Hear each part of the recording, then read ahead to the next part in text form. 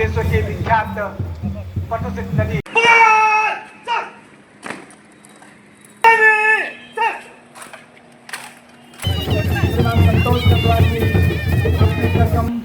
फल पाता। ओम जय गंगे माता। गुरुवार शाम विश्व पर्यावरण दिवस के अवसर पर तिलमच्चो ब्रिज के पास देवनद दामोदर महोत्सव 2025 का आयोजन किया गया था। इस कार्यक्रम का आयोजन युगांतर भारती और दामोदर बचाओ आंदोलन नेचर फाउंडेशन के द्वारा कराया गया था। इस कार्यक्रम में मुख्य अतिथि के तौर पर झारखंड के राज्यपाल श्री संतोष कुमार गंगवार जी पहुंचे थे। दामोदर बचाओ आंदोलन के अध्यक्ष और जमशेदपुर पश्चिमी के विधायक सरयू राय जी इस कार्यक्रम के अध्यक्ष के रूप में मौजूद थे और बोकारो विधायक श्वेता सिंह विशिष्ट अतिथि के रूप में कार्यक्रम में पहुंची थी।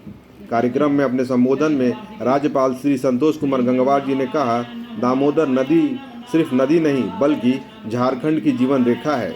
इसने वर्षों से इस क्षेत्र की औद्योगिक, आर्थिक और सामाजिक गतिविधियों को आधार दिया है, लेकिन इस औद्योगिक विकास के दौर में दामोदर नदी को भारी नुकसान का सामना करना पड़ रहा है। राज्यपाल जी ने सरयू राय और युगांतर भारती का आभार जताया कि जिनके पहल से दामोदर पहले से कुछ स्वच्छ हो चुकी है।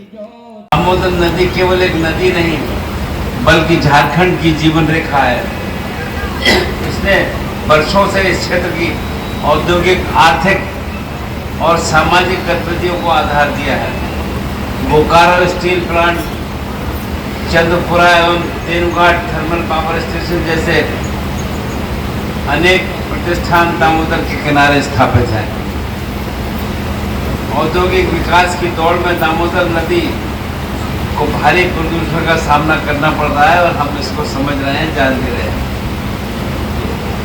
इस ऐसे समय में श्री सरयू राय जी जैसे जागरूक जनप्रतिनिधि के नेतृत्व में युगांतर भारती ने एक प्रभावी पहल की है। प्रदूषक इकाइयों का दबाव बना, प्रशासन को सजग किया, आपने लोगों को जागरूक करने हेतु प्रयास किया। इसका सकारात्मक परिणाम ये हुआ कि अब दामोदर का जल कई स्थानों पर साफ दिखाई दे रहा है। ये भी आपको बता भी रहे थे कि पहले कैसा था और अब में परिवर्तन हो रहा है।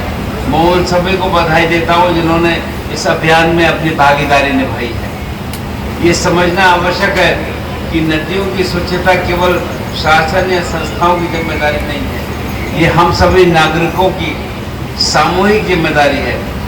जमशेदपुर पश्चिमी के विधायक श्री सरयू राय जी ने पत्रकारों से बात करते हुए बताया, जन सहयोग से ही दामोदर को स्वच्छ रखा जा सकता है। उन्होंने सरकारी तंत्र पर सवाल उठाते हुए कहा कि आजकल नदियां वैध अवैध तरीके से बालू उत्खनन का माध्यम बन गई हैं। उन्होंने गरगा नदी में हो रहे गंदगी के पीछे शासन प्रशासन की उदासीनता को जिम्मेदार ठहराया।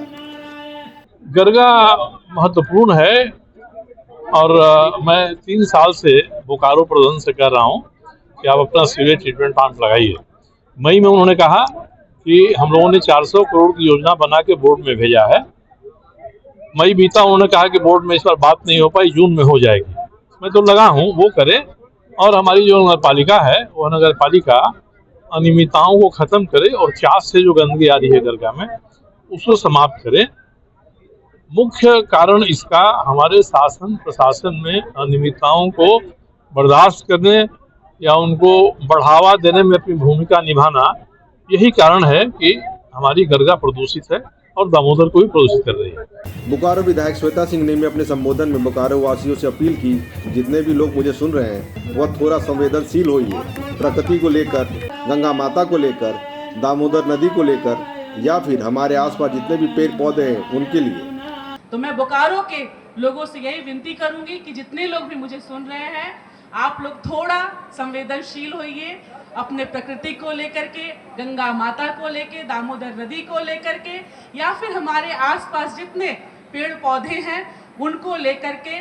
मैं दावे के साथ कह सकती हूँ कि प्रकृति जो है वो आपको, मैं कौन आज इस मंच से मैं कह रही हूँ, लेकिन हम आप सब लोग साक्षी हैं कि हमारे बड़े बूढ़े हमें हमेशा सिखाते हैं कि बेटा एक पेड़ तो जरूर लगाओ और पर्यावरण को सिंचित करो।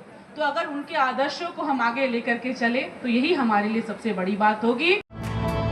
कृपया हमें सब्सक्राइब करें और बेल आइकन को प्रेस करें ताकि कोई भी महत्वपूर्ण खबर आपसे न छूटे।